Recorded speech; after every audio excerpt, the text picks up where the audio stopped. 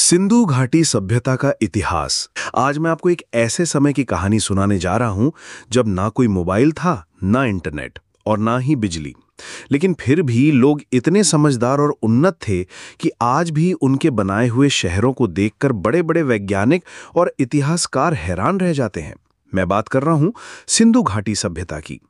चलिए चलते हैं आज से करीब 5000 साल पहले, यानी लगभग 2600 ईसा पूर्व की ओर, जब इस सभ्यता की शुरुआत मानी जाती है। कैसे मिली जानकारी? अब आप सोच रहे होंगे कि इतने साल पुरानी बात का हमें कैसे पता चला? तो जनाब, ये कहानी शुरू होती है 1921 में, जब भारत के एक अफसर दयाराम साहनी ने पंजाब यानी अब पाकिस्तान में के एक गांव हड़प्पा में खुदाई करवाई और वहां जो मिला उसने इतिहास की दिशा ही बदल दी। फिर 1922 में राखीगढ़ी और मोहनजोदड़ो की खुदाई हुई, जहां से और भी चौंकाने वाली चीजें मिली। ईंटों से बने बड़े-बड़े मकान, नालियां, स्नानागार, वजन तौलने के पत्थर, मोहरे यानी सील्स, खिलौने और यहां तक कि नालियों की सफाई की व्यवस्था भी। कहां फैली थी ये सभ्यता? भाई साहब, ये कोई छोटी-मोटी सभ्यता नहीं थी। ये फैली थी आज के पाकिस्तान, उत्तर पश्चिम भारत और कुछ हिस्से अफगानिस्तान तक। इसका क्षेत्रफल करीब 13 लाख वर्ग किलोमीटर में फैला था, यानी उससे बड़ा जितना आज का पाकिस्तान है। कैसे रहते थे लोग? अब जरा सोचिए, इतनी पुरानी सभ्यता और वहां के लोग इतने सलीके से रहते थे कि आज की सरकारें भी उनसे कुछ सीख सकती हैं। घर पक्की ईंटों से बने होते थे, 2 या 3 मंजिलें भी होती थी। हर घर के पास नाली थी जो एक बड़ी मुख्य नाली से जुड़ी होती थी।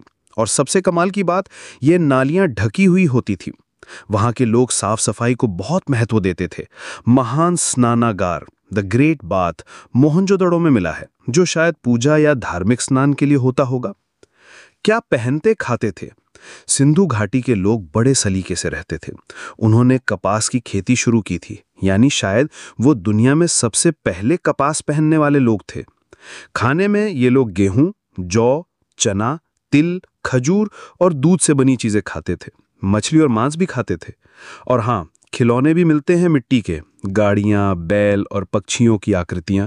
सोचिए, बच्चों का बचपन तब भी खिलौनों से सजता था। धर्म और आस्था।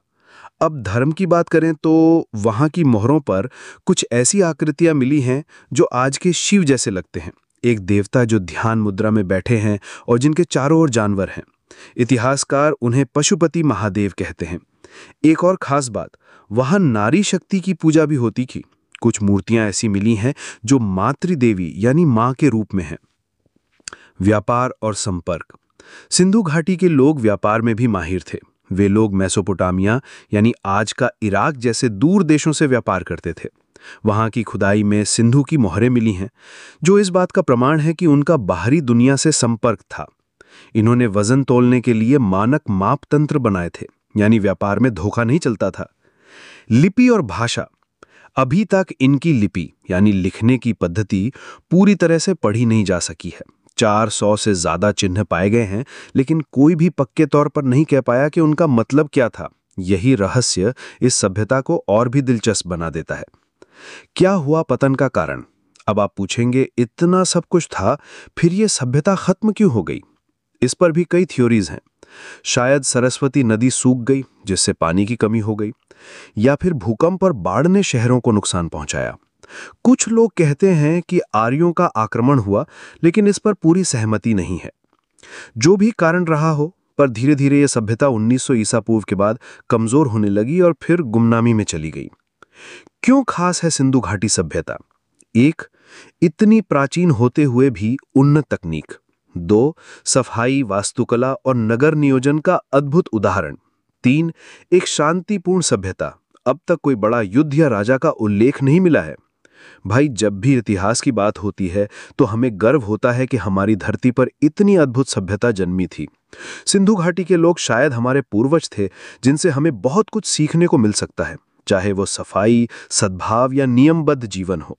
तो अगली बार जब आप सड़क पर गंदगी देखें या यातायात की अव्यवस्था से परेशान हो, तो एक बार सिंधु घाटी को याद करिए। 5000 साल पहले भी लोग हमसे बेहतर थे।